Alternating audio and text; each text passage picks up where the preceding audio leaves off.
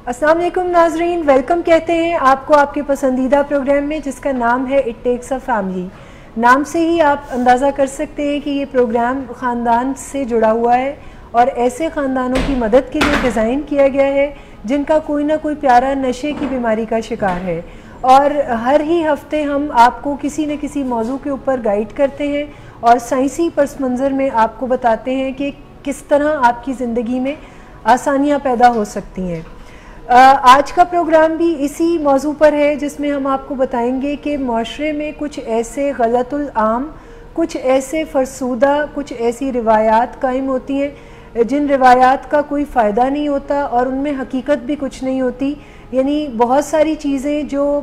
पिछली सदी में हकीकत थी मगर आज की सदी में साइंसी दौर में वो चीज़ें हकीकत नहीं हैं। जैसे किसी दौर में समझा जाता था कि अगर किसी को दिल का मर्ज़ लाहक है तो ओपन हार्ट सर्जरी ही करनी पड़ेगी, लेकिन आज के दौर में ये हकीकत नहीं है। आज के दौर में एक मामूली सा स्टंट डाल के, एक छोटी सी सर्जरी करके आपको ज़िंदगी के मामलात पर वापस लाया जा सकता है। इसी तरह एडिक्शन की डिज़ीज़ में भी डे बाय डे तरक्की हो रही है। माहिरीन ऐसे बहुत सारे फार्मूलाज इजाद कर रहे हैं जिनकी बुनियाद पर इस बीमारी का इलाज ना सिर्फ आसान है बल्कि इसमें आपके लिए भी बहुत सारी आसानियां मौजूद हैं। तो आज का प्रोग्राम हम शुरू करने से पहले मैं तारुफ़ कराना चाहूँगी हमारी माहिर का, जो कि हमारी विलिंग वेज की काउंसलिंग डायरेक्टर प्रोग्राम भी हैं और ये पाकिस्तान की पहली इंटरवेंशनिस्ट हैं जो कि अमेरिका से अपनी स्टडीज़ को कंप्लीट करके आई हैं। जो ट्रेनिंग इन्होंने ली है, इस ट्रेनिंग के तहत ये ख़ानदानों में एक दूसरे को ट्रेंड करती हैं कि कैसे आप अपने प्यारों की ज़िंदगी में मुदाखलत कर सकते हैं और इनकी ज़िंदगी में कोई आसानी पैदा कर सकते हैं। अस्सलाम वालेकुम मैडम। वालेकुम अस्सलाम जी। मैडम, ये जो सफ़र है आपका लोगों की ज़िंदगियों में दखल अंदाज़ी देने का, मैं कहूँगी चिराग जलाने का। हाँ जी, तो इसको आप कितना एंजॉय करती हैं? दो लफ्ज़ आप इस बारे में ज़रूर बताएं। एक्चुअली जितने भी लोग मेडिकल प्रोफेशन से वाबस्ता होते हैं या साइकेट्रिक इलनेसेस के प्रोफेशन से वाबस्ता होते हैं तो उन्हें अंदाज़ा होगा कि जितने भी मामलात हर रोज़ ज़िंदगी में आ रहे होते हैं हॉस्पिटल सेटिंग के अंदर, उनमें कोई ना कोई गड़बड़ी चल रही होती है। लेकिन जो पेशेंट फिर इस सफ़र से, इनडोर के सफ़र से आउटडोर में जा चुके होते हैं या इनिशियल रिकवरी से आगे का सफ़र तय कर रहे होते हैं, वहाँ से हमेशा कोई अच्छी खबर ही आ रही होती है और ये आए दिन ही आ रही होती है। सो ये एक बड़ा मिक्स सा जर्नी है जिसमें there are bad news and there are some good news. सो आप उनके कॉम्बिनेशन के साथ चीज़ों को आगे बढ़ाते जाते हैं। लेकिन बतौर प्रोफेशनल जितना ज़्यादा आप सीखते हैं, आपके लिए मरीज़ों की खिदमत करना, उनकी फैमिलीज़ की खिदमत करना ज़्यादा आसान होता जाता है और फिर चीज़ें ग्रेजुअली बेहतर भी होती जाती हैं। बिल्कुल ऐसे ही है, बल्कि मैं तो ये कहूँगी कि आप जितना सीखते हैं आपकी अपनी ज़िंदगी पे पहले उसका बहुत अच्छा इफेक्ट आता है। बिल्कुल ऐसा ही है। अच्छा, मैं पहला सवाल, क्योंकि मैंने आज के प्रोग्राम में ऐसे मिथ्स का जिक्र करना है जो गलतुल आम है, जिनके ऊपर लोग यकीन रखते हैं, ऐसे अकायद का जिक्र करना है जिनसे फ़ायदा कोई नहीं हो रहा मगर हम फिर भी उन अकायद के साथ स्टक हुए हैं और वो अकीदे ऐसे हैं कि वो हमें आगे भी बढ़ने नहीं देते। जैसे कि एक बड़ा ही गलतुल आम अकीदा है जिसमें लोग आज भी ये तसव्वुर करते हैं कि नशे की बीमारी में मरीज़ जब तक ख़ुद नशा छोड़ना नहीं चाहेगा उस वक्त तक ये नशे से जान नहीं छुड़ा सकता। यानी हमारे पास भी ऐसे बहुत से केसेस हैं जिसमें फैमिली ये कंसिडर कर रही होती है कि जब तक ये छोड़ना का ख्याल नहीं दिल में जाएगा, ये छोड़ना चाहेगा नहीं, उस वक्त तक ये छोड़ ही नहीं सकता। और जिस दिन ये छोड़ने का तसव्वुर जहन में ले आएगा या इरादा कर लेगा, उस दिन आप देखेंगे कि इसे रोक कोई नहीं सकेगा और ये विल पावर के थ्रू अपना ये सफ़र जो है वो हल करेगा। अच्छा, ये दो मुख्तलिफ चीज़ें हैं जिसको आपने बयान किया है अपने सवाल के अंदर। इससे भी पहले मैं ये बताना चाहूँगी अपने देखने वालों को कि ये मिथ्स जो हैं ये प्रिवेल कैसे करते हैं और ये मिथ एक्चुअली होते क्या हैं। सही। अगर हम मेडिकल साइंस की बात करें या टेक्नोलॉजी की बात करें तो उसकी तरक्की का सफ़र थोड़ा नया है। ये हमें कोई 100 साल पीछे पुराना नज़र आता है और अगर हम उससे भी थोड़ा पीछे जाएँ तो ये सफ़र उससे भी बहुत ज़्यादा स्लो था। लेकिन वक्त के साथ साथ ये बड़ी तेज़ी से आगे चीज़ें बढ़ रही हैं और नई नई इजादात हमारे सामने आती हैं। मिथ्स जो होते हैं ये कोई फोक विजडम है जो सियाने लोगों ने तब बनाया था जब साइंस नहीं थी। और ये फोक विजडम समहाउ हेल्प करता था किसी एक मसले को کسی ایک نقطے تک لے کر آنے کے لیے کہ یہ سٹارٹنگ پوائنٹ ہے, اگر یہ سوچ لیا جائے تو اس سے زندگی میں کچھ آسانی پیدا ہوگی. سو اگر ہم 200 سال پیچھے کی بات کریں یا 250 سال پیچھے کی بات کریں یا 500 سال پیچھے کی بات کریں تو بہت ساری ایسی غلط العام چیزیں تھیں جنہیں حقیقت کنسیڈر کیا جاتا تھا, لیکن سائنس نے آ کر ان تمام غلط العام چیزوں کو یا ان متس کو, جب سائنس نہیں تھی تو در حقیقت وہ حقیقت ہی تھی, انہیں کاؤنٹر کرنا شروع کیا اور بتایا کہ اس کے بجائے سچائی کچھ اور ہے. جیسے ایک بہت ہی کامن سا مت پرویل کرتا تھا کہ ہماری دنیا جو ہے یہ اسکیئر شیپ میں ہے, اور آج ہمیں سائنس بتاتی ہے کہ یہ راؤنڈ شیپ میں ہے, بلکہ ریسنٹ جو ایجادات ہیں وہ یہ بتاتی ہیں کہ یہ راؤنڈ شیپ میں بھی نہیں ہے بلکہ یہ اوول شیپ میں ہے. لیکن آج سے کوئی 300-400 سال پہلے جب زمین کو اسکیئر شیپ میں بتایا جاتا تھا تو زیادہ تر جو شپس ہوتے تھے وہ سمندر کے اندر کی طرف نہیں لوگ لے کر جاتے تھے, ان کا خیال تھا کہ کہیں پہ زمین ختم ہو جائے گی اور شپ جو ہے وہ نیچے گر جائے گا. تو اس لیے وہ زیادہ تر شپس جو ہیں وہ سی شور کے پاس ہی انہیں رکھا جاتا تھا. پھر سائنس نے ایک ترقی کی اور بتایا کہ اچھا زمین گول ہے, سو لوگوں نے پھر دور دراز کے سفر کرنا شروع کیے. آج سائنس بتاتی ہے کہ زمین کی ایکچول شیپ جو ہے وہ اوول شیپ ہے, اور ہو سکتا ہے کہ جیسے جیسے آگے ہم چلیں تو چیزیں اور بہتر ہوتی جائیں. اسی طرح ایک اور چیز ہے کہ جب تک انسان چاند پر نہیں گیا تھا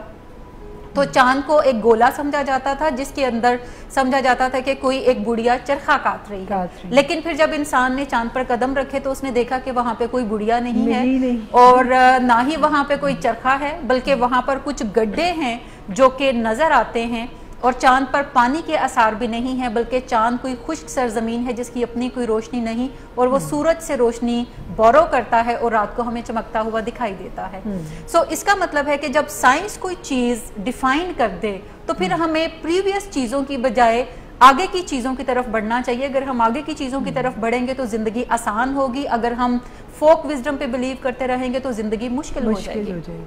اچھا, ایک اور بڑا کامن سا مت تھا کہ کر بلا ہو بلا, یا اچھے لوگوں کے ساتھ ہمیشہ اچھا ہی ہوتا ہے. آج جو سائیکالوجی بتاتی ہے کہ ضروری نہیں ہے کہ اچھے لوگوں کے ساتھ ہمیشہ اچھا ہی ہو, اچھے لوگوں کے ساتھ بعض اوقات بڑے برے حالات جو ہیں وہ بھی پیش آ سکتے ہیں. سو ان چیزوں کے لیے بھی وقت سے پہلے تیاری کر کے رکھیں. پھر کر بلا ہو بلا, ضروری نہیں آپ کسی کے ساتھ اچھا کام کریں تو وہ بھی رسپانس آپ کو ویسا ہی دے, بلکہ جو سکھ لوگ ہوتے ہیں وہ کبھی بھی اچھائی کا جواب جو ہے وہ اچھائی میں نہیں دیتے, بلکہ وہاں سے کوئی نہ کوئی آپ کو نیگیٹو بات ہی سننے کو ملتی ہے. سو اپنی آنکھیں بھی کھول کے رکھیں, کان بھی کھول کے رکھیں, اور نئی چیزوں کو ضرور اپنے آپ سے انٹروڈیوس کروائیں اور ان چیزوں کو پھر اپلائی بھی زندگی میں کرنے کی طرف جائیں. سیکنڈلی آپ نے بات کی کہ یہ کہا جاتا ہے جب ہم نشے کی بیماری کے علاج کی بات کرتے ہیں کہ جب تک لوگ خود راضی نہیں ہوں گے علاج کے لیے تو ان کا علاج ممکن نہیں ہے. میں بتانا چاہوں گی اپنے دیکھنے والوں کو کہ یہ جس کو ہم نشے کی بیماری کہتے ہیں اس میں مرضی ہی بیمار ہو جاتی ہے, اور جب کسی کی مرضی بیمار ہو جائے گی تو پھر ہم اس کو راضی ہونے کا انتظار کرتے رہیں گے تو ہو سکتا ہے یہ کافی ہمیں مہنگا سودا پڑے, اور بعض اوقات لوگوں کی جان بھی اسی میں چلی جاتی ہے کہ فیملی انتظار کرتی رہتی ہے کہ جب یہ خود کہے گا, جب یہ خود سوچے گا, جب یہ ترلے منتوں کرنے پہ آئے گا تو تب ہم اس کو علاج کی طرف لے کر جائیں گے. اور بارہا یہ جو انتظار ہوتا ہے وہ سالوں پر محیط ہوتا ہے, اور ایوریج سائنس یہ کہتی ہے کہ جو بھی لوگ علاج کے لیے آتے ہیں وہ تقریباً 7 سال آن ایوریج گھر کے اندر ان چیزوں کو خود مینیج کرتے کرتے علاج میں آنے کی طرف آتے ہیں. بعض لوگ 10 سال کے بعد علاج میں آتے ہیں, بعض لوگ 15 سال علاج میں آتے ہیں. سو سائکیٹرک النیسز کے بارے میں ہے کہ جب تک وہ انٹریٹڈ رہیں گی وہ خرابی ہی کر رہی ہیں, اور ڈے بائی ڈے ورس ہوتی جا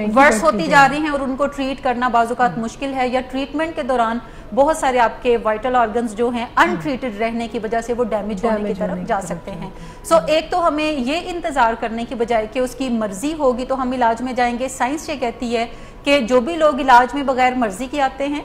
جو بھی لوگ مرضی کے ساتھ آتے ہیں, اور جو بھی لوگ کورٹ آرڈرز کے تھرو آتے ہیں. اب آپ سن کے حیران ہوں گے کہ پاکستان میں بھی پیرنٹس کورٹ آرڈرز لیتے ہیں, اور کورٹ آرڈرز لے کر وہ اپنے مریضوں کو علاج میں لے کر جاتے ہیں تاکہ بعد میں بچے انہیں یہ نہ کہیں کہ جی میری مرضی کے خلاف کیوں لے کر گئے. سو باقاعدہ اس کے لیے کورٹ میں ریٹ دائر کی جاتی ہے, اور کورٹ بڑی آسانی سے آپ کو اجازت دیتا ہے کہ آپ کا چونکہ بچہ ہے آپ اس کے علاج کے لیے اس کی مرضی کے خلاف بھی جا سکتے ہیں. سو ان تینوں طریقوں سے جب آپ کسی کو علاج میں لے کر آتے ہیں تو نتائج تقریباً سیم ہی ہوتے ہیں, اور اکثر میں نے دیکھا ہے پریکٹیکل ایکسپیرینس کے تھرو کہ جو بھی لوگ مرضی سے علاج میں آتے ہیں، ان کی مرضی 5-6 دنوں کے بعد ختم ہو جاتی ہے اور کہتے ہیں اب ہم مرضی سے آئے تھے تو اب ہمیں مرضی سے جانے بھی دیں. وہ علاج بھی مرضی کا چاہتے ہیں. ہاں مرضی سے اب ہمیں جانے بھی دیں. جبکہ جو مریض بغیر مرضی کے علاج میں لائے جاتے ہیں ان کی مرضی چونکہ بنائی جاتی ہے علاج کے دوران تو بڑی تیزی کے ساتھ ان کی مرضی بننا شروع ہو جاتی ہے، اور جب وہ علاج سے ڈسچارج کے پروسیس میں آتے ہیں تو وہ یہ ارادہ شو کرتے نظر آتے ہیں کہ اب وہ کلین رہنا چاہیں گے،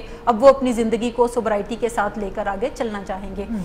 اس کے علاوہ سائنس اب یہ بھی طریقے وضع کرتی ہے کہ اگر کسی مریض کی مرضی نہیں ہے تو اس کی مرضی علاج سے باہر بھی آپ کیسے بنا سکتے ہیں، جس کو ہم فیملی انٹرونشن کا نام دیتے ہیں، کہ جس میں اہل خانہ مل کر مریض کی زندگی میں دخل اندازی کرتے ہیں پازیٹیولی اور اس کی مرضی کو بناتے ہیں، یعنی اس کے اندر ٹریٹمنٹ سیکنگ بیہیویئر جو ہیں وہ جنریٹ کرنے کی طرف جاتے ہیں. جب وہ انیبلنگ کو روکتے ہیں، جب وہ پرووکیشن کو روکتے ہیں، جب وہ رسپیکٹ اور ریگارڈ کو زیادہ اوپر لے کر جاتے ہیں، جب وہ پیشنٹ کی ڈگنیٹی کو پریزرو کرتے ہوئے اس سے بات چیت کرنا سیکھتے ہیں، تو آہستہ آہستہ مریض کی مرضی جو ہے وہ بننا شروع ہو جاتی ہے. سو یہ تمام طریقے موجود ہیں جس کے دوران مریض کی مرضی بھی بنائی جا سکتی ہے، مریض کو بغیر مرضی کے بھی علاج میں لایا جا سکتا ہے، اور اس سے نتائج جو ہیں وہ آپ کو تقریباً سملر ہی نظر آئیں گے. ایک دوسرا سوال آپ نے کیا تھا کہ ول پاور کتنا کوئی رول پلے کرتی ہے.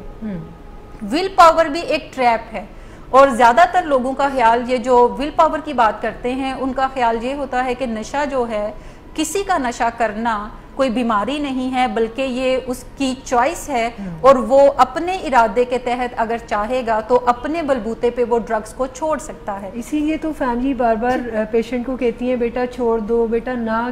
نشہ استعمال کرو، کیونکہ انہیں ایسے لگ رہا ہوتا ہے کہ یہ کوئی کام اپنی مرضی سے کر رہا ہے اور جس دن ہم اسے کہہ دیں گے یا یہ سمجھ جائے گا تو یہ چھوڑ دے گا. اچھا فیملی اگر اس کے برخلاف یہ انڈرسٹینڈ کر لے کہ یہ نشے کی بیماری میں ان کا بچہ مبتلا ہے اور نشہ وہ اپنے طور پر چھوڑ نہیں سکتا، لیکن کسی علاج کے لیے اس کو اگر بار بار کہا جائے تو وہ علاج کے لیے راضی ہو سکتا ہے. اس کو ہم یوں کہتے ہیں کہ جیسے فیملی پیشنٹ سے وہ چیزیں مانگتی ہے جو وہ انہیں دے نہیں سکتا، جیسے کہ نشہ چھوڑ دو، وہ چھوڑ نہیں سکتا. لیکن اگر فیملی یہ کہنا شروع کرے کہ وہ علاج کے لیے رضامند ہو جائے تو یہ کوئی ایسا کام ہے جو وہ کر سکتا ہے، اور بار بار کہنے سے اچھے طریقے سے رسپیکٹ کے ساتھ پیشنٹ جو ہیں وہ علاج کے لیے راضی بھی ہو جاتے ہیں.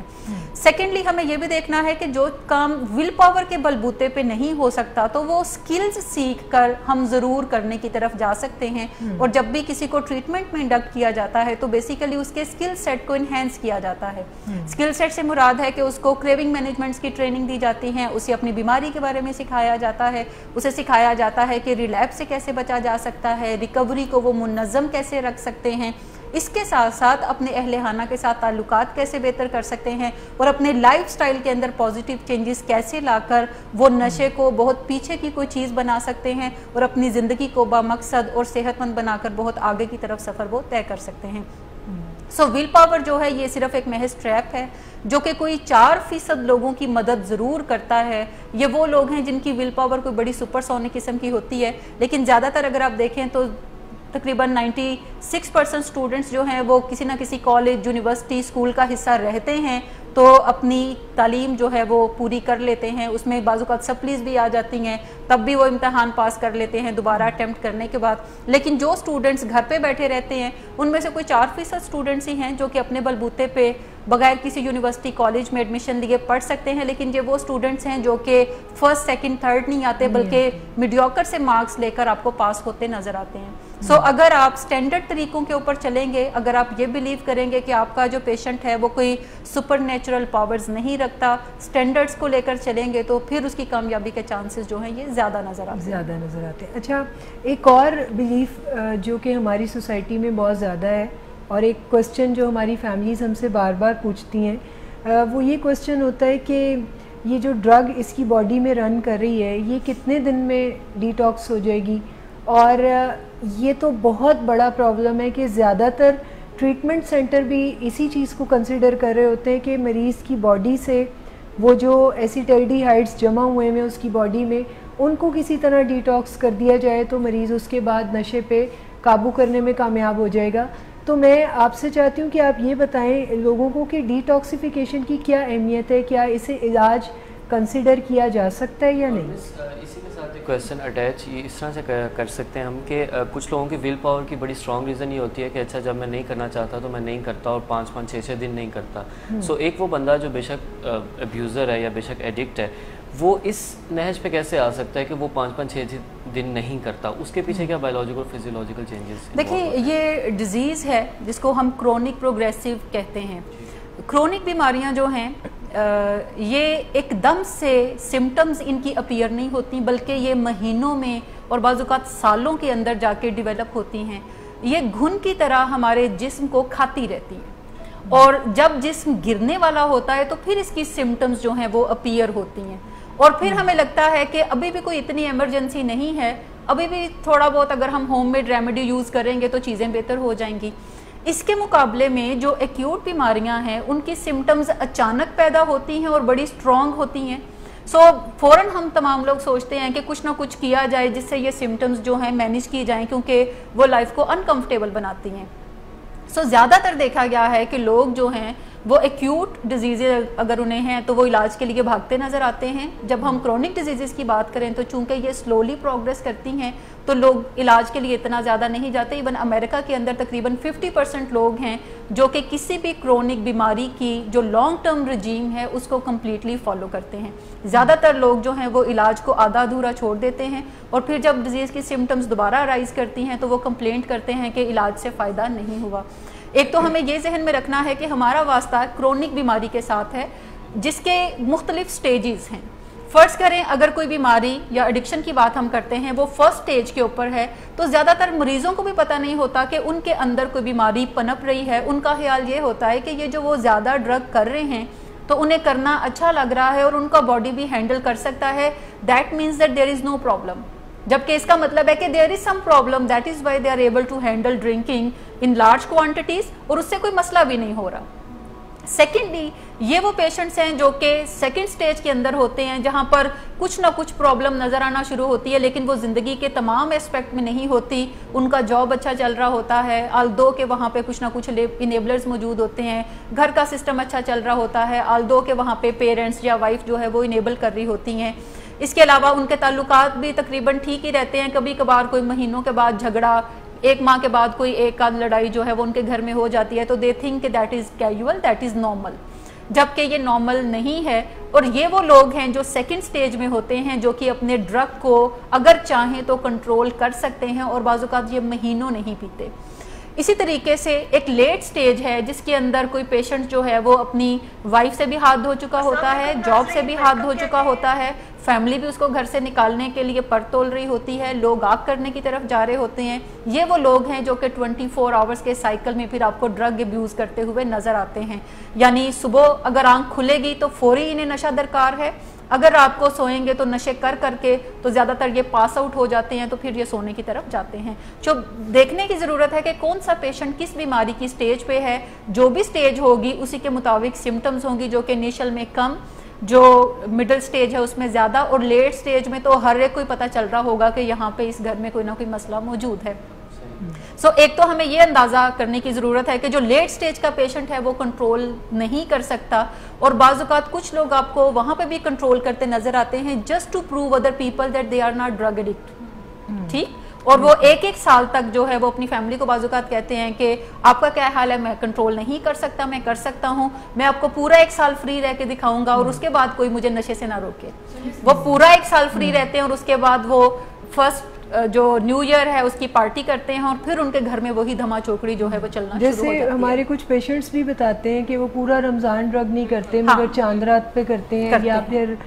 وہ حج پہ چلے جاتے ہیں اور وہاں پہ اچھا ان پیشنٹس کے پیچھے جو انٹینشن ہوتی ہے وہ چھوڑنا نہیں ہوتا. ان کا انٹینشن ہوتا ہے کہ کلین کریں باڈی کو تاکہ عید پہ جب نشہ کریں تو پھر زیادہ مزہ آئے, کیونکہ جو بھی لوگ ڈرگ ایڈکشن کے اندر ہوتے ہیں انہیں مزہ تھوڑی دیر کا اور بدمزگی زیادہ دیر کی ان کی زندگی میں آنا شروع ہو جاتی ہے. So through experimentation they learn کہ اگر وہ تھوڑا وقفہ دے کر نشہ کرتے ہیں تو پھر تھوڑا مزہ زیادہ آتا ہے. الدو کہ بدمزگی بھی ہونی ہے بعد میں, لیکن مزہ تھوڑا زیادہ آتا ہے اور وہ ہوکڈ ہوتے ہیں اس پلیئر کے اوپر جو کہ انیشل سٹیجز کے اندر انہیں مل رہا ہوتا ہے. چیزیں ڈوئل ان کے پرپس پورے ہوتے ہیں کہ ایک تو وہ زیادہ پلیجر کی طرف جا رہے ہوتے ہیں اور ایٹ دا سیم ٹائم وہ رمضان میں عبادت کی طرف جا کے فیملی کو بھی یقین دلا رہے ہوتے ہیں کہ میں کر سکتا ہوں. لیکن یہ وہ لوگ ہیں جو کہ سیکنڈ سٹیج یا تھرڈ سٹیج کی طرف ابھی آپ کو آگے بڑھتے نظر آتے ہیں, لیکن جو تھرڈ سٹیج یا لیٹ سٹیج کے اندر ہیں وہ ایون رمضان کے اندر بھی آپ کو ڈرنکنگ کرتے نظر آتے ہیں, کیونکہ ان کی لائف جو ہے وہ اب ڈرنکنگ کے بغیر یا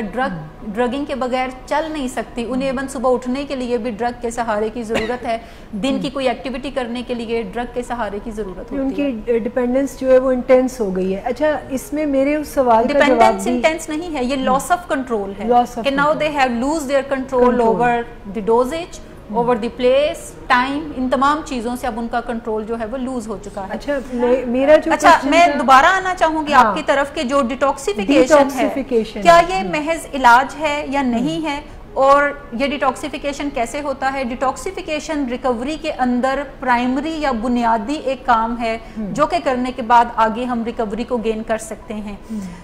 تمام جو نشے ہیں ڈیفرنٹ طرح کے, ان کے ڈیٹاکسیفیکیشن کا ڈیوریشن بھی ڈیفرنٹ ہوتا ہے. جیسے جو لوگ الکوہل کنزیوم کرتے ہیں ان کا باڈی ڈیٹاکسیفائی ہو جاتا ہے ودن 7 to 10 days. جو لوگ ہیروئن استعمال کرتے ہیں ان کا باڈی بھی 2 weeks کے اندر ڈیٹاکسیفائی ہو جاتا ہے. لیکن جو لوگ چرس کے ایڈکٹ ہوتے ہیں ان کا باڈی تقریباً 28 days لیتا ہے ڈیٹاکسیفائی ہونے کے لیے, اور اسی طرح جو لوگ اوپیم کے ایڈکٹ ہوتے ہیں ان کا باڈی تقریباً 45 days لیتا ہے ڈیٹاکسیفائی ہونے کے لیے, اور ان کا جو وڈرال ہوتا ہے وہ پروٹریکٹڈ ہوتا ہے. وڈرال سے مراد ہے علامات پسپائی, جو کہ کوئی بھی نشہ فوری طور پر چھوڑنے کے بعد پیدا ہوتی ہیں, اور ان کا علاج جو ہے وہ کسی نہ کسی میڈیسن کے through under the supervision of doctor جو ہے وہ کرنے کی ضرورت ہے. بہت سارے لوگوں کا خیال یہ ہے کہ ڈیٹاکسیفیکیشن کے لیے کولڈ ٹرکی کا میتھڈ استعمال کر لیں. کولڈ ٹرکی سے مراد ہے کہ آپ کوئی بھی دوائی استعمال نہ کریں اور آپ بار بار باتھ لیں ٹھنڈے پانی سے, اور اس سے آپ کی جو تکلیفیں ہوں گی وہ ودن ڈیز جو ہے وہ ٹھیک ہو جائیں گی. لیکن یہ کافی ڈینجرس کام ہے اگر آپ اسے گھر پہ کرنا چاہتے ہیں یا without the supervision of doctor کرنا چاہتے ہیں, بیکاز ڈیٹاکسیفیکیشن ایک ایسا پروسیس ہے اگر اس کو اچھے طریقے سے ہینڈل نہ کیا جائے تو اٹ کین کل یو.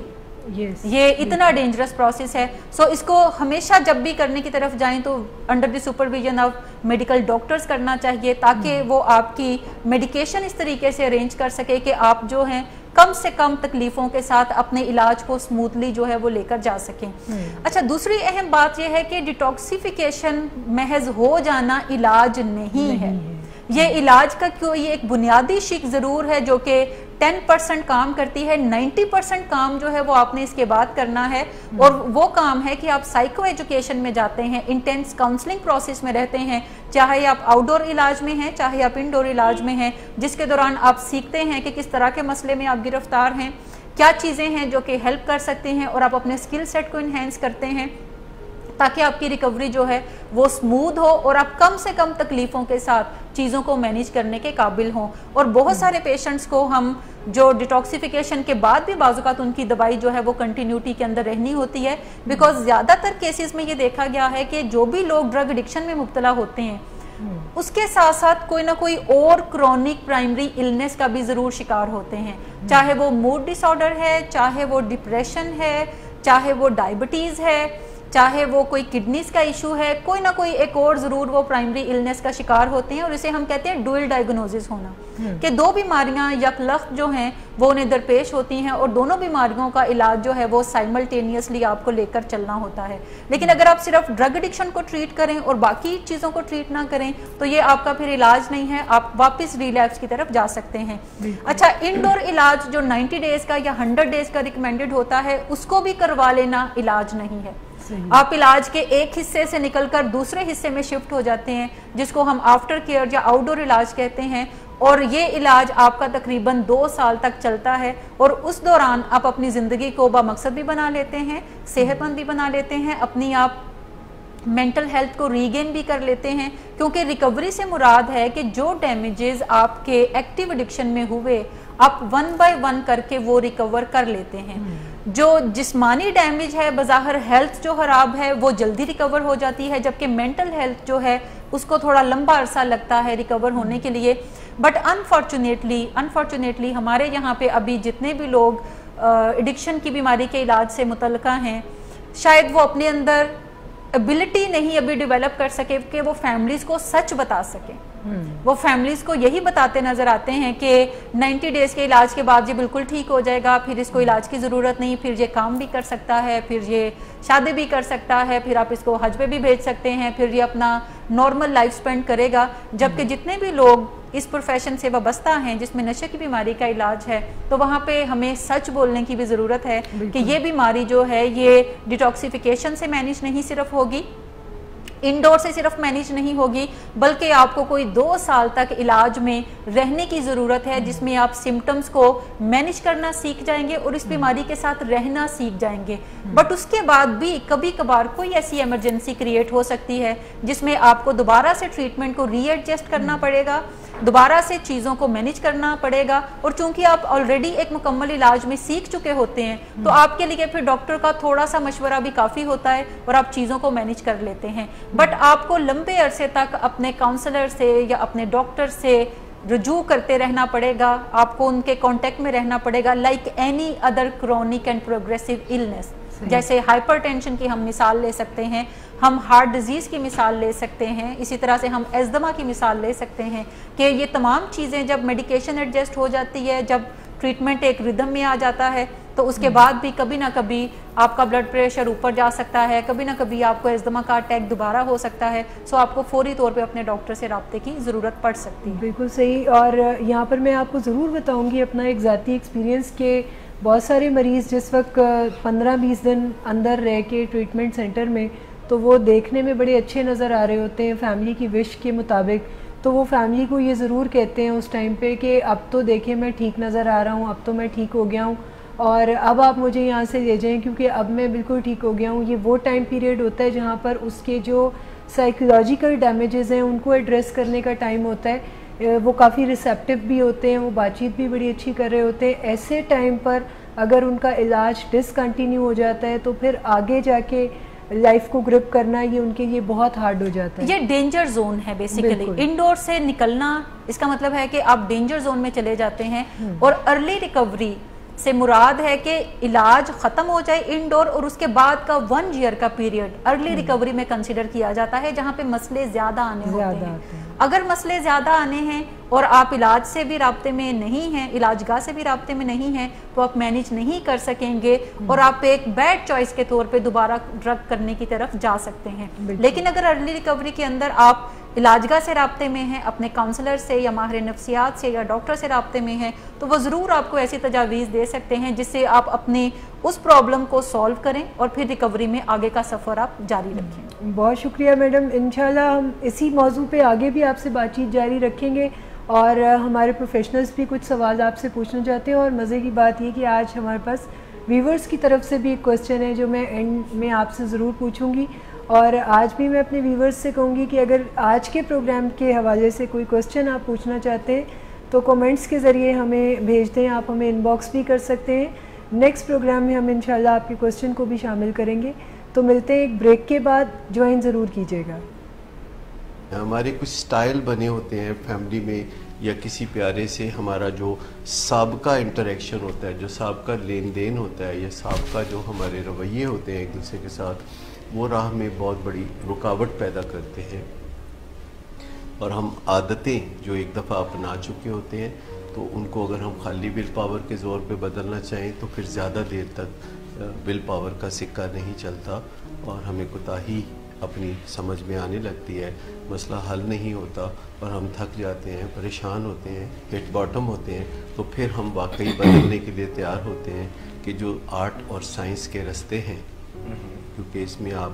کچھ نہ کچھ آرٹ کا مظاہرہ بھی کرتے ہیں، اچھے مذاکرات کا مظاہرہ بھی کرتے ہیں اور سائنٹیفک اپروچ کو بھی لیتے ہیں. اور اس کو لے کے جب آپ ایک روڈ میپ بناتے ہیں اور پھر قدم بہ قدم اس روڈ میپ پہ آگے بڑھتے ہیں تو پھر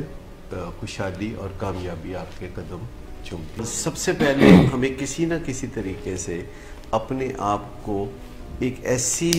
ذہنی سطح پہ رکھنا ہے، جذباتی کیفیت کچھ ایسی رکھنی ہے کہ جو کسی بھی طرف شدت کی طرف نہ جا رہی ہو، یعنی ایک درمیانی نیوٹرل لیکن تھوڑی سی مثبت اور پر امید ذہنی کیفیت سے ہم معاملات کو زیادہ اچھا ڈیل کر سکتے ہیں، ہم زیادہ اچھا تجزیہ کر سکتے ہیں. اور کبھی کبھی یہ جو ڈسکریجمنٹ بیچ میں آ جاتی ہے تو ہمیں اس پہ بھی قابو پانا ہوتا ہے. جب ایسے لگے کہ بہت مشکلات ہو رہی ہیں تو پھر چھوٹے گول سیٹ کرنے چاہیے.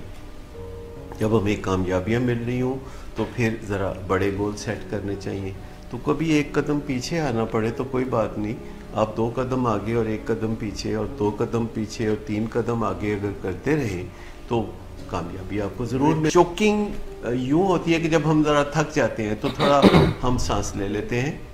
اور پھر ہم دوبارہ اپنی منزل کی طرف چلنا شروع کر دیتے ہیں. جیسے آپ پہاڑ کی چوٹی سر کر رہے ہوں اور آپ کو کچھ دیر بعد لگے کہ آپ کا سانس پھول گیا ہے تو آپ تھوڑی دیر بیٹھ جاتے ہیں کسی جگہ اور اس کے بعد پھر جب آپ کا سانس درست ہو جائے تو آپ پھر چوٹی کی سمت چلنا شروع کر دیتے ہیں. لیکن ٹینکنگ اس کے برعکس ہے کہ آپ اندھا دھند کسی منزل کی طرف چلنا شروع کر دیتے ہیں. آپ پہاڑ کی چوٹی پہ طرف چل رہے ہیں، آپ کا سانس پھول گیا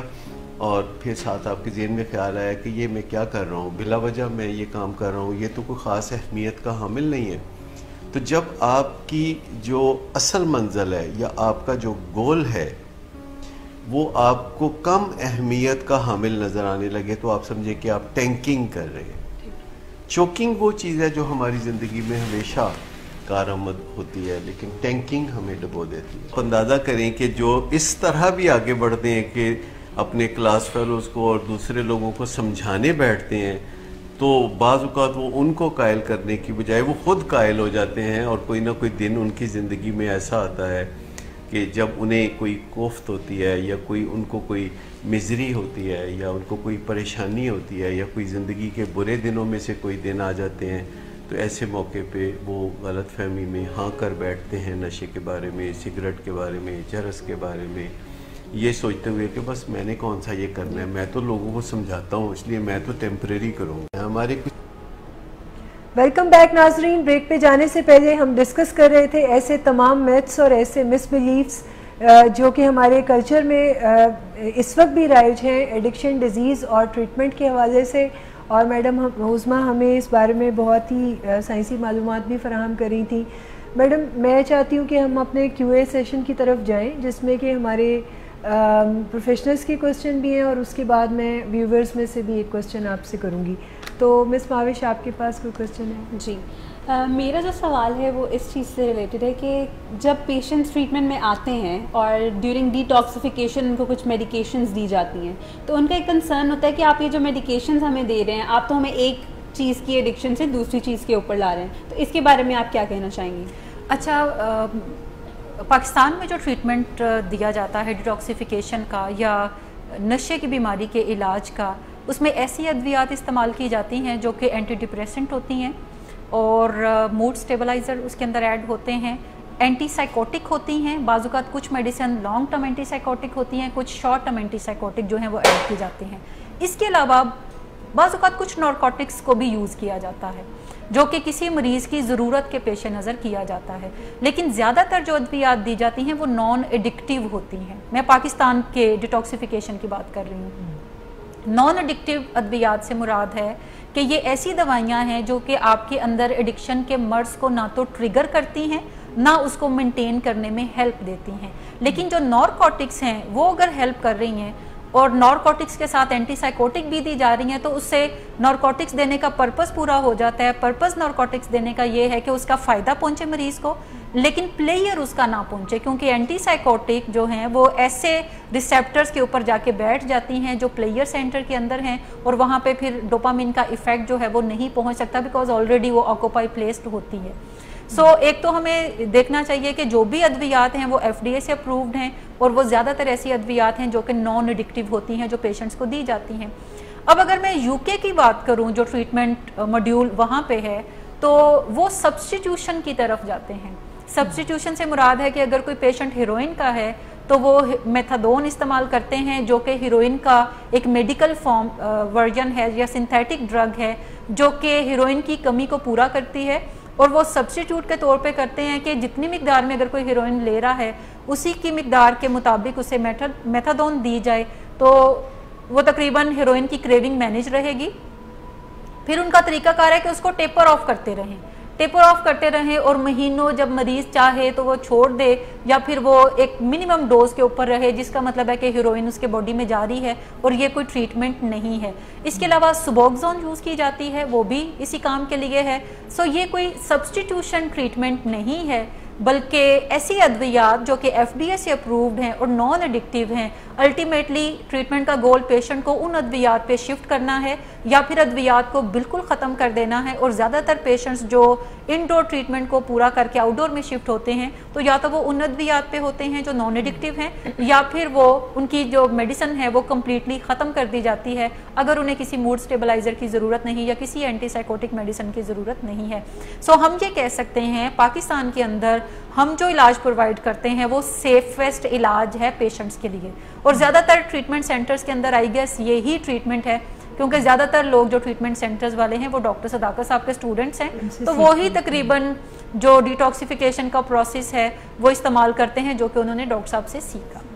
بالکل. اور مس تحسین آپ کے پاس کوئی کوئسچن ہے؟ مس فیملیز کے پارٹ پہ ایک چیز میں نے آبزرو کی ہے کہ ایک دفعہ انہوں نے ڈیٹاکس کروایا اور پراپر طریقے سے کچھ فیملیز نے جیسے سائیکولوجیکل بھی اسکلز سیکھی انڈور میں پیشنٹ نے, اس کے بعد وہ باہر گیا اور جیسے کہ ہم کہتے ہیں بتاتے ہیں کہ ٹینڈنسی ہوتی ہے بعد میں ریلیپس کی, پیشنٹ نے ریلیپس کیا تو فیملی بہت زیادہ جیسے ایک برن آؤٹ سا ہو جاتا ہے اور وہ گیو اپ کرنے پہ آ جاتے ہیں, ایک مایوسی سی دیکھنے میں آتی ہے کہ جی یہ تو بس اب تو کوئی فائدہ نہیں ہے کہ اتنا ٹریٹمنٹ بھی کروایا تو آگے اب فیوچر تو اس کا بالکل زیرو ہے. تو ہم ایز لائک ایکسپرٹس کیا کہتے ہیں کہ اس میں جیسے اس کا ایک بیک گراؤنڈ بھی ہے, کچھ اویئرنیس بھی ہے, تو پازیٹیو ہونے کے آگے زیادہ چانسز ہیں یا واقعی اس کا آگے کوئی فیوچر اچھا, ہمیں بطور پروفیشنل فیملی کی پین کو بھی انڈرسٹینڈ کرنا پڑے گا. کسی بھی فیملی کے لیے جو ریلیپس ہے یہ کافی بھیانک خواب ہے. اس کی بنیادی وجہ یہ ہے کہ ہمارے ساتھ وہ ٹریٹمنٹ میں اگر 100 ڈیز شامل ہیں جس میں وہ علاج میں پوری طرح شامل ہوتے ہیں, لیکن ان کی جد و جہد یہ صرف 100 دن کی نہیں ہے جو ہمارے سامنے نظر آتی ہے. ان کی جد و جہد کافی عرصہ پیچھے کی بھی ہے جس میں وہ انیبلنگ بھی کرتے رہے, وہ پروووکیشن بھی کرتے رہے اور اپنے ہوم میڈ ریمیڈیز کے تھرو انہوں نے پیشنٹ کو نشہ چھڑوانے کی کوشش کی. ہمیں صرف ان کی 100 ڈیز کی جد و جہد سے میئر نہیں کرنا چاہیے بلکہ پیچھے جو ٹامک ٹوئیاں وہ کرتے رہے, جو وہ دیوار کو ٹکرے مارتے رہے, یعنی وہ طریقے کرتے رہے جس سے علاج تو نہیں ہوتا تھا لیکن ان کی تسلی سم ہو ضرور ہوتی تھی. سو ان کی اسٹرگل کافی پرانی ہے, سو وہ 100 ڈیز کے ساتھ پلس کر دیتے ہیں. سو فیملیز کو سکھانے کی ضرورت ہے کہ سب سے پہلے جب وہ علاج میں ہیں تو وہ اپنے گریف کو بھی مینیج کریں, اور گریف یہ ہے کہ کیا یہ ہمارا جو پیارا ہے اس سے نشے کی بیماری واقعتاً ہو چکی ہے اور یہ لمبے عرصے تک رہنی ہے یعنی لائف ٹائم یہ رہے گی. سیکنڈلی بعض اوقات فیملی کو اپنے اینگر کو بھی مینیج کرنے کی ضرورت ہے کہ انہیں غصہ بہت زیادہ رہتا ہے کہ یہ ابھی تک کیوں چیزوں کو بہتر کرنے میں کامیاب نہیں ہو پا رہا, اس کا فالٹ ہے. اگر یہ کوشش کرے تو ان حالات سے نہ ہمیں نپٹنا پڑے نہ اس کو نپٹنا پڑے. بعض اوقات آپ کو ریزنٹمنٹس نظر آتی ہیں, ریزنٹمنٹس ہوتی ہیں زیادہ تر وائفس کے اندر کہ دیکھیں جی میں نے تو اس نے میرے ساتھ یہ بھی پرابلم کیا, اس نے تو یہ بھی میرے ساتھ کیا, اس نے تو یہ بھی میرے ساتھ کیا, تو اب بھی یہ نہیں سدھرے گا تو کب سدھرے گا. سو یہ جتنا بھی ایموشنل بیگیج ہے فیملی کو 1 بائی 1 کر کے اس کے اوپر بھی کام کرنے کی ضرورت ہے, تبھی وہ علاج کے آگے کے مراحل جو ہے وہ اچھے طریقے سے طے کر سکتے ہیں. دوسری چیز فیملی کو یہ بھی انڈرسٹینڈ کرنے کی ضرورت ہے کہ انڈور علاج کے بعد جب کوئی پیشنٹ باہر جاتا ہے اور ایک آدھ دفعہ وہ ڈرگ یوز کرتا ہے, آلدو یہ فیملی کے لیے کافی بڑا صدمہ ہے لیکن یہ علاج کی ناکامی نہیں ہے. ریلیپس جس کو ہم کہتے ہیں اس سے مراد یہ ہے کہ میڈیکل کے اندر ریلیپس سے مراد یہ ہے کہ کوئی ایک بیماری میں مبتلا ہوا اور اس میں بہت زیادہ ڈیمیجز ہوئے اور 1 بائی 1 کر کے اس نے وہ تمام ڈیمیجز کو ریکور کر لیا اور اب اس کی زندگی بڑی زبردست جاری ہے, اور پھر کوئی ڈرگ یوز کرتا ہے اور پھر کوئی اپنا ویسا ہی بیڑا غرق کرتا ہے جیسا کہ ایکٹیو ایڈکشن پریویس کے اندر تھا, تو ہم اس کو ایک ریلیپس کنسیڈر کرتے ہیں. لیکن اگر کوئی شخص علاج کا 100 دن کا علاج مکمل کرتا ہے اور 2-4 ماہ کے بعد وہ ایک دفعہ ڈرگ یوز کرتا ہے تو اس کو ریلیپس نہیں کہا جاتا. میڈیکلی یہ ریلیپس کی ڈیفینیشن کے انڈر نہیں آتا بلکہ اس کو لیپس کنسیڈر کیا جاتا ہے. لیپس ہے کہ وہ ایک سلپ کر گیا ایک چیز کہ سوبرائٹی جو ہے وہ اپنی بنیادی اہمیت کسی ایک دن کھو بیٹھی اور اس نے ایک دفعہ ڈرنک کر لیا یا چرس کا سگریٹ پی لیا یا ہیروئن تھوڑی کر لی تو اس کو لیپس کنسیڈر کیا جاتا ہے، اور اس کا مطلب ہے کہ دوبارہ سے وہ اب اسے انڈور علاج میں جانے کی ضرورت نہیں، بلکہ وہ آؤٹ ڈور میں اپنے ڈاکٹر کے مشورے سے اور فیملی کے ساتھ مل کر دوبارہ سے اپنی چیزوں کو مینیج کر کے کرے گا تو ریلیپس ہے، اگر وہ کنٹینیو کر کے اپنا بیڑا غرق کر لے، 6 ماہ مزید کرے، بیڑا غرق کر لے، تو پھر ہم اس کو کوئی ایپیسوڈ ریلیپس کنسیڈر کریں گے. بٹ بنیادی اس کے لیے شرط یہ ہے کہ کوئی شخص اپنا مکمل علاج کر چکا ہو اور بہتر زندگی گزارتا نظر آ رہا ہو. جبکہ ہم 100 ڈیز علاج کے بعد بات کر رہے ہیں کہ مریض آؤٹ ڈور علاج میں شفٹ ہو جاتے ہیں، ابھی وہ اپنے علاج کو مکمل کرنے کے پروسیس میں ہیں، ابھی علاج مکمل نہیں ہوا، ابھی تو پہلے ڈیمیجز ہم ریکور کرنے کے پروسیس میں ہیں، ابھی ڈیمیجز ریکور نہیں ہوئے. سو اس دوران پیشنٹ بعض اوقات 2-3 لیپسز یا سلپس کی طرف ضرور جاتے ہیں. سو اگر ہم اس سلپ کو وہیں پہ مینیج کر لیں پروفیشنل کی مدد سے اور فیملی اپنا دل چھوٹا نہ کرے، صدمے کو فوری طور پر ریکور کرنا سیکھے اور دوبارہ سے پیشنٹ جیسے کہ علاج میں آ رہا ہے تو انہی کی مدد سے چیزوں کو مینیج کر لے، تو یہ بڑی آسانی کے ساتھ آؤٹ ڈور میں رہ کر ہی مینیج کیا جا سکتا ہے. اس میں ایک بات یہ بھی دیکھنے میں آتی ہے کہ فیملی خود ریلیپس کر جاتی ہے اور اس وقت ان کے پاس یہ ایکسکیوز ہوتا ہے کہ ہم نے سب کچھ کر کے دیکھ لیا ہے، ہم نے انیبلنگ پرووکنگ چھوڑ کے بڑے اسرٹیو طریقے سے، بٹ اس کا کچھ نہیں ہونا. تو اب یہ وہ فیملی ہے جو ابھی تک اپنے ایموشنل بیگیجز کو لیے ہوئے ہے، سم ہاؤ وہ بھی اس قابل نہیں ہوئے کہ چیزوں کو یا اپنے ایموشنز کو مینیج کر سکیں، اور جو ٹریٹمنٹ کا گول ہے کہ پیشنٹ کو ریکوری میں لے کر جانا، اس سے نظر ہٹا کے بعض اوقات وہ اپنی ریزنٹمنٹس کے اندر چلے جاتے ہیں، اینگر میں چلے جاتے ہیں، اور پھر وہ کہتے ہیں کہ ہم نے تو بہت کچھ کر کے دیکھ لیا لیکن مسئلہ حل نہیں ہوتا، اب یہ جانے اور اس کا کام جانے. لیکن یہ وہی فیملی ہے جو پھر 2 سال کے بعد علاج کے لیے رابطہ کرتی ہے کہ جناب اب ہمیں بتائیں اب ہم کیا کریں. سو ہم کہتے ہیں فیملیز کو بھی کہ آپ ایک آدھ چھوٹے علاج کروانے کے بعد یا مسلسل چھوٹے علاجوں میں رہنے کے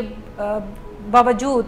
کسی ایک بڑے علاج کو کر لیں. اگر آپ ایک مکمل بڑا علاج کر لیتے ہیں تو آپ کے مریض کے ہیلدی ہونے کے چانسز جو ہیں وہ زیادہ ہوتے ہیں. یہ چوکنگ پھر تنگ نہیں کرے گی، ہاں کوئی ہرڈل نہیں کرے گی. بالکل بالکل.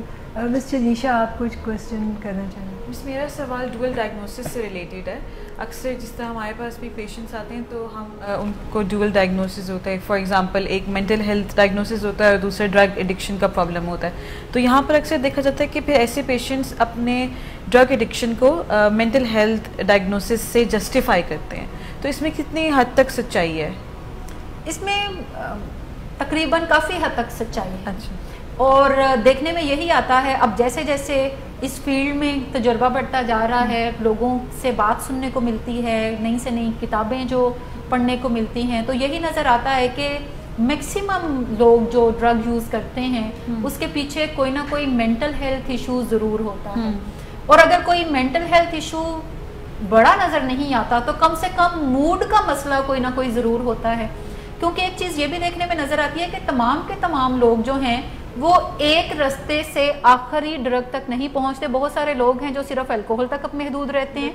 حالانکہ سوسائٹی میں باقی ڈرگز بھی موجود ہیں، لیکن انہیں سم ہاؤ الکوہل سے ہی افاقہ ہوتا ہے. اسی طرح بہت سارے ینگسٹرز کی میجورٹی ہے جو کہ کینابس تک محدود رہتے ہیں، باقی نوشوں کو وہ ٹرائی کرتے ہیں، لیکن الٹیمیٹلی وہ یہ ڈیسیجن بناتے ہیں کہ جو چرس ہے وہ انہیں زیادہ فائدہ دیتی ہے.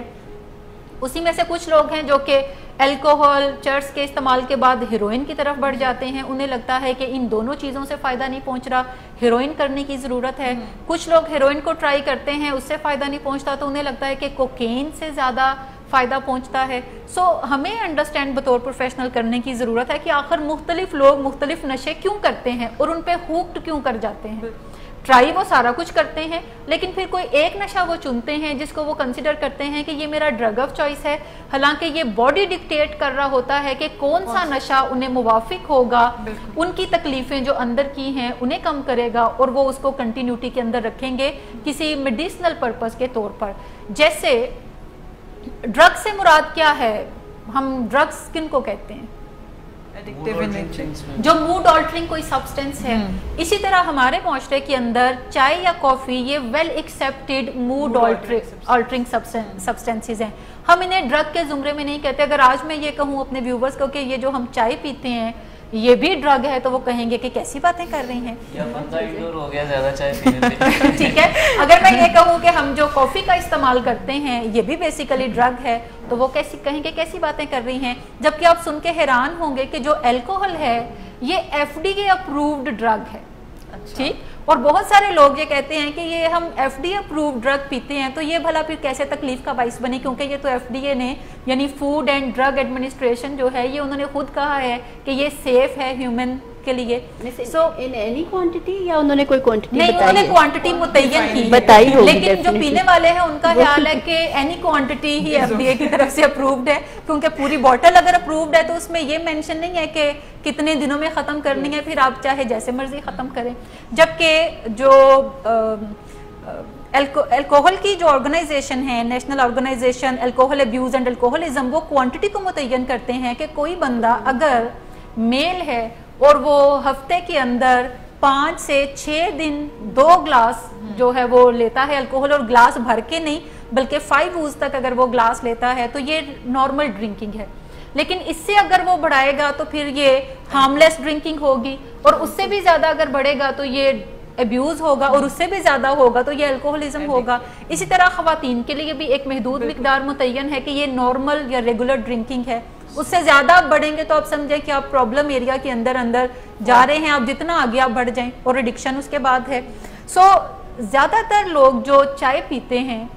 وہ موڈ کو تھوڑا اپ لفٹ کرنے کے لیے پیتے ہیں. جیسے کہ ہم صبح اٹھتے ہیں اور ہم کیا کرتے ہیں دل صبح اٹھ کے کیوں فریش ہو جائے, ہم تھوڑا ان ایکٹیو فیل کر رہے ہوتے ہیں, لیتھارجک ہوتے ہیں, اور ہمیں پتا ہے کہ اگر ہم چائے کا ایک کپ پیئیں گے اپنی مرضی کے مطابق تو اس کا مطلب ہے کہ ہم فوری طور پہ ایکٹیو ہو جائیں گے اور کچھ کام کاج کرنے کے قابل ہوں گے. اسی طرح کچھ لوگ اپنی صبح کا آغاز جو ہے وہ کافی سے کرتے ہیں, جس کا مطلب ہے کہ ان کا موڈ زیادہ تھوڑا خراب رہتا ہے کہ چائے سے افاقہ نہیں ہوتا بلکہ کافی سے افاقہ ہوتا ہے. اور اسی طرح ہم اگر کوکین کو کر لیں تو کوکین 100 ٹائمز زیادہ اسٹرانگر ڈرگ ہے کافی سے, باقی اس میں اور تو کوئی ڈفرینس نہیں ہے. سو جن کو کافی سے بھی افاقہ نہیں ہوتا وہ کہتے ہیں اچھا کوکین کر لیں, اس سے افاقہ ہوتا ہے, کیونکہ ان کا موڈ زیادہ ڈاؤن رہتا ہے اور انہیں اپنے موڈ کو اپ لفٹ کرنے کی ضرورت ہے, کیونکہ بہرحال ہم تمام لوگوں نے دن تو گزارنا ہے. سو ہم اپنے لیے کوئی نہ کوئی ایسی میڈیسن دریافت کر لیتے ہیں ایکسپیریمنٹیشن کے تھرو جو ہمیں فائدہ دیتی ہیں. آپ کو پتا ہے کہ دنیا میں ایسے بہت سارے لوگ ہیں جو چائے بھی نہیں پیتے, کافی بھی نہیں پیتے. کیا انہیں کسی چیز کی ضرورت نہیں ہوتی؟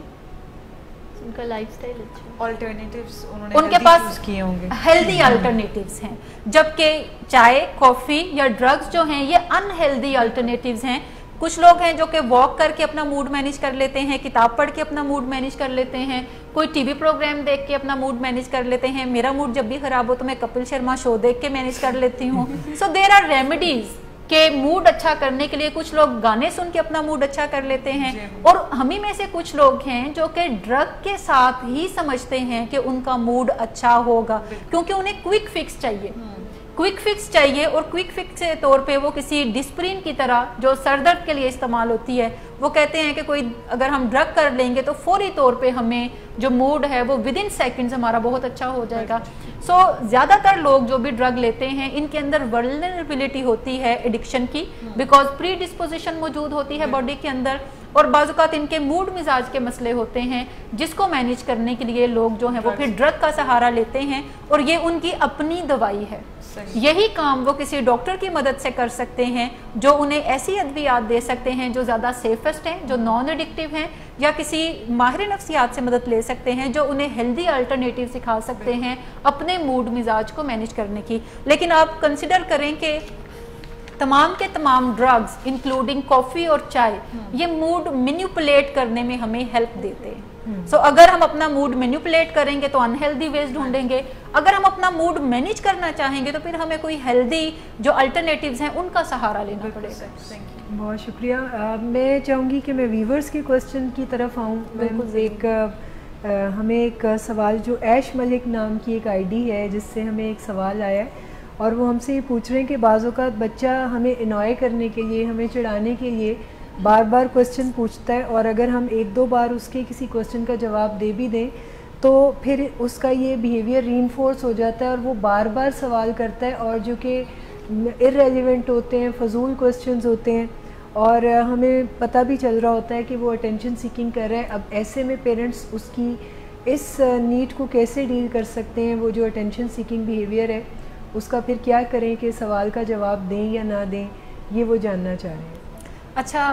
بچے جو ہوتے ہیں چونکہ وہ قد میں بھی چھوٹے ہوتے ہیں اور دنیا بھی ان کے لیے نئی ہوتی ہے, ان کے پاس ایک ہی سورس ہے دنیا کو ایکسپلور کرنے کا, جاننے کا, یا تو وہ خود کر کے دیکھیں, جس کی سمجھ نہیں آتی تو اس کے بارے میں سوال کریں. اور سوال جو ہے یہ انٹیلیجنس کی علامت ہے, یہ کیوروسٹی کی علامت ہے, یہ ایکسپلور کرنے کی علامت ہے. اور بچے جو ہیں یہ اسمال ایکسپلوررز ہوتے ہیں,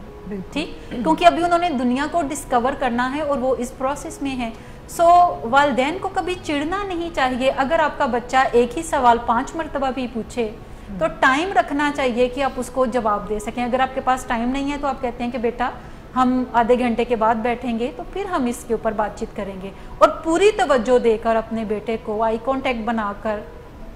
ہیومن ٹچ دے کر اس کو, اور اس سوال کا جواب دیں, چاہے وہ جتنی بھی بار پوچھے اس کو سوال کا جواب آپ کو دینا چاہیے. اور پھر آپ کو سوال بھی کرنا چاہیے کہ ابھی میں نے جو کہا ہے اس سے آپ کی کیا انڈرسٹینڈنگ ڈیولپ ہوئی ہے. تو پھر وہ خود بتائے گا, اور اگر اس کی انڈرسٹینڈنگ میں کہیں کوئی خلا ہے تو آپ اپنی بات کر کے اس خلا کو پر کر دیتے ہیں, کیونکہ جب تک بات اس کو سمجھ نہیں آئے گی اس نے سوال کرتے رہنا ہے. لیکن کمال ہے ہم پیرنٹس پہ بھی کہ ہم بچوں کو جب سوال کرنے پہ شن کرتے رہتے ہیں تو جیسے جیسے وہ بڑے ہوتے ہیں وہ سوال کرنا چھوڑ دیتے ہیں, اور وہ کوئی اپنی اسٹریٹجی خود بناتے رہتے ہیں. ہاں, جو ہمیں پسند وہ پھر اپنے ساتھیوں سے پوچھ لیتے ہیں جو ان کے ہم عمر ہوتے ہیں. اور عام طور پہ ہم عمروں سے جو بھی آپ کو انفارمیشن یا نالج ملتا ہے, نالج تو ہیڈ نہیں ملتا, انفارمیشن ہی ملتی ہے, وہ غلط ہی ہوتی ہے, کیونکہ انہوں نے بھی اپنی سمجھ بوجھ اپنی عقل کے مطابق جواب دینا ہے. اور ایک چیز میں ہمیشہ پیرنٹس کو یہ بھی کہتی ہوں کہ جب آپ کو یہ لگے کہ آپ کا بچہ آپ کی بات نہیں سمجھ رہا یا نہیں سن رہا, تو اس کا مطلب یہ ہے کہ پھر آپ کے پاس انف سکلز نہیں ہے کہ آپ بچے کو اپنی بات سمجھا نہیں پا رہے. بالکل ایسا ہے, لیکن آپ کا کام گائیڈنس کا ہے, آپ کا کام لیڈرشپ کا ہے بطور پیرنٹس. تو آپ کو یہ آپ کے اوپر ڈیپینڈ کرتا ہے کہ آپ کیسے تسلی کریں, لیکن شن نہیں کریں. یہ مت سمجھیں کہ یہ سوال فضول ہیں. فضول اس لیے آپ کو لگتے ہیں کیونکہ آپ کے پاس نالج ہے, آپ کو اب دنیا کا پتہ ہے, آپ تقریباً 30 سال کی ایج میں ہیں, آپ نے دنیا دیکھ رکھی ہے, زیادہ تر چیزوں کا آپ کو پتہ ہے. لیکن بچہ جو 5-6 سال کا ہے یا 7-8 سال کا ہے, اس نے ابھی انف دنیا نہیں دیکھی. سو وہ بار بار سوال کرے گا, وہ جو ہو سکتا ہے آپ کے لیے بڑے نارمل سے ہوں, اس کے لیے وہ انفارمیشن نارمل نہیں ہے. اگر ہوتی تو وہ پوچھتا نا. سو اس کو وہ انفارمیشن درکار ہے جو کہ وہ آپ سے مانگ رہا ہے, اور آپ سے بیسٹ سورس کون ہے اپنے بچے کو صحیح گائیڈ کرنے کا. اگر آپ کے پاس کسی سوال کا جواب نہیں ہے تو گوگل پہ جائیں, سرچ کریں اور پھر صحیح جواب اس کو لا کر دیں. جھوٹ بھی مت بولیں اور غلط انفارمیشن بھی نہ پہنچائیں اپنے بچوں تک. اور اپنے بچوں کے سامنے یہ ماننے میں آپ کو بالکل جھجک نہیں ہونی چاہیے کہ مجھے اس سوال کا جواب نہیں پتا. ایک تو ہم parents we know it all کی ایگزامپل بنے رہتے ہیں, اور ہم غلط ملت باتیں بتاتے رہتے ہیں یہ سوچ کر کے کہ یہ بچے ہیں انہیں کیا پتا, جبکہ یہی بچے جب ایکسپلور کرتے کرتے بڑے ہوں گے تو پھر انہیں پتا ہوگا کہ یہ باتیں غلط ہیں. اور ایک میں آپ کو مزے کی بات بتاؤں, جتنے بھی چائلڈ سائیکولوجسٹ ہیں وہ کہتے ہیں کہ سم ہو بچوں کو سچ کا پتہ ہی ہوتا ہے, لیکن جب آپ جھوٹ بولتے ہیں تو وہ یہ بھی سیکھ جاتے ہیں کہ اچھا غلط بیانی بھی کوئی چیز ہے اور وہ بھی کرنی چاہیے. اور خاص طور پہ ایک سائیکولوجسٹ ہیں جن سے بار بار یہ سوال پوچھا جا رہا تھا کہ یہ چھوٹی ایج میں بچے ہوتے ہیں اور گھر میں کسی کی ڈیتھ ہو جائے تو زیادہ تر لوگ بتا رہے ہوتے ہیں کہ یہ سو رہا ہے, بچہ پوچھ رہا ہے یہ سارے کیوں رو رہے ہیں, تو وہ کہے گا ویسے ہی یہ رو رہے ہیں, اور انہیں اوائڈ کرواتے ہیں اس جگہ سے کہ باہر لے جائیں تاکہ وہ سٹریس میں نہ آئیں. اور اگر کوئی شخص کی ڈیڈ باڈی ہے تو بتائیں گے کہ یہ ویسے لیٹا ہے, سو رہا ہے. ایکسپرٹس یہ کہتے ہیں کہ بچوں کو پتہ ہوتا ہے کہ اس کی ڈیتھ ہو چکی ہوتی ہے. سو جو بھی ایج اپروپریٹ انفارمیشن ہوتی ہیں وہ سچائی کے اوپر مبنی ہونی چاہیے, وہی اپنے بچوں تک پہنچائیں, اور ہر سوال کا جواب دیں اور اس کو زیادہ سوال کرنے پر ابھاریں, کیونکہ جتنے سوال وہ زیادہ کرے گا وہ زیادہ اچھا نالج جو ہے وہ اپنے پاس رکھ سکتا ہے. بالکل, اور سوالوں کو کبھی بھی سنب نہ کریں. جیسے آج ہم نے آپ کے کوسچن کو سنب نہ کرتے ہوئے میڈم نے بہت اچھا اس کا جواب دیا ہے, اور میں چاہتی ہوں اس روایت کو قائم کیا جائے اور آپ سب بھی سوال پوچھتے رہیں تاکہ ہم اس کا سائنسی پس منظر میں آپ کو جواب دیتے رہیں, اور یہ سلسلہ اسی طرح چلتا رہے. اس کے ساتھ ہی اجازت دیجیے گا. خدا حافظ.